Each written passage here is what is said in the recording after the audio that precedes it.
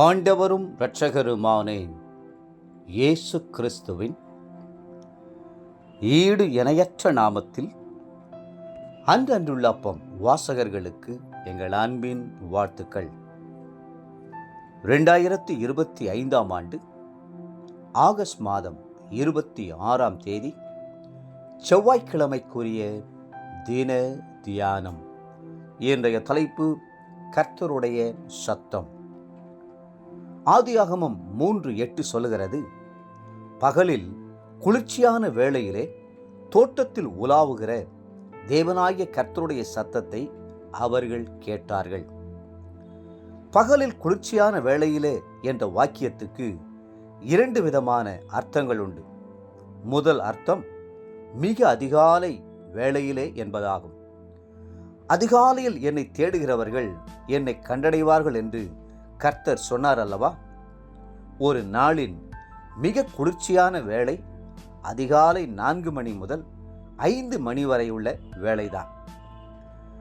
இரண்டாவது, பகலில் குளிர்ச்சியான வேளை என்பது கர்த்தருடைய உள்ளத்தை குளிர பண்ணுகிற வேளை. அதுதான் துதி மற்றும் ஆராதனையின் வேளை. ஆவியோடும் உண்மையோடும் கர்த்தரை பாடி ஸ்தோத்தரித்து துதித்து மகிழும் வேளை. அப்பொழுது துதிகளின் மத்தியிலே வாசம் பண்ணுகிறவர் இறங்கி வருகிறார். கர்த்தர் நம்மோடு பேசுகிறவர், அவருடைய சத்தத்தை இன்பமாய் தொனிக்க பண்ணுகிறவர். என் பிரியமே, நீ என்னுடையவன் என்னுடையவள் என்று அவர் சொல்லும்போது கர்த்தருடைய சத்தத்தை கேட்டு நம்முடைய உள்ளமெல்லாம் பரவசமடைகிறது. உன்னத பாட்டில் அவருடைய சத்தத்தை ஆத்தும நேசரின் சத்தமாக கேட்டு அவருடைய மார்பிலே சார்ந்து கொள்ளுகிறோம். வேதத்திலே சாமுவேலை கர்த்தர் அழைத்தார். சாமுவேல் கர்த்தருடைய சத்தத்தை கேட்டார். வேதம் சொல்லுகிறது, 1 சாமுவேல் 3:10, அப்பொழுது கர்த்தர் வந்து நின்று முன்போல சாமுவேலே சாமுவேலே என்று கூப்பிட்டார். அதற்கு சாமுவேல், சொல்லும், அடியேன் கேட்கிறேன் என்றான். அப்பொழுது சாமுவேலுக்கு 3 அல்லது 4 வயது இருந்திருக்கும்.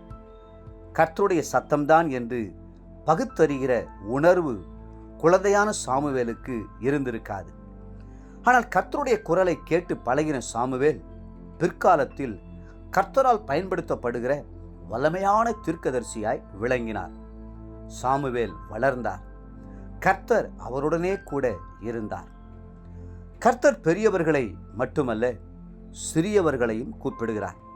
உங்களுடைய பிள்ளைகள் சிறு வயதிலிருந்தே கர்த்தருடைய சத்தத்தை கேட்கும்படி அவர்களை ஆயத்தப்படுத்துங்கள். உங்கள் குமாரர் மேலும் குமாரத்திகள் மேலும் தம்முடைய ஆவியை ஊற்றுவதாக அவர் வாக்களித்திருக்கிறாரே. யோவேல் 2:28. உங்கள் சந்ததி மேலும் சந்தானத்தின் மேலும் அவர் தன் ஆவியை ஊற்றுவார். நீங்கள் கர்த்தரை காணவும் அவரோடு பேசவும் விரும்பினால் முதலாவது உங்களை பரிசுத்தப்படுத்திக் கொள்ளுங்கள். இருதயத்தில் சுத்தமுள்ளவர்கள் பாக்கியவான்கள், அவர்கள் தேவனை தரிசிப்பார்கள். மத்தேயு 5:8. இரண்டாவது, ஒரு சிறு பிள்ளையைப் போல உங்களை தாழ்த்துங்கள். கர்த்தர் பேசுவீராக. கர்த்தாவே, சொல்லும், அடியேன் கேட்கிறேன், உம்முடைய சத்தத்தை தொனிக்க பண்ணும் என்று மன்றாடிக்கொண்டே இருங்கள். தேவ பிள்ளைகளே, கர்த்தர் நிச்சயமாகவே உங்களோடு பேசுவார்.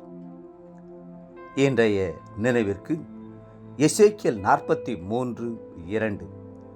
இதோ, இஸ்ரவேலின் தேவனுடைய மகிமை கீழ் திசையிலிருந்து வந்தது, அவருடைய சத்தம் பெருவெள்ளத்தின் இரைச்சலை போல இருந்தது. இன்றைய வேத வாசிப்பு காலை சங்கீதம் 119 சங்கீதம் 89 176 முடிய. மாலை 1 கொரிந்தியர் 8 அன்புக்குரிய அன்றன்றுள்ள அப்பம் வாசகர்களே, மீண்டும் உங்களை வாழ்த்துகிறோம்.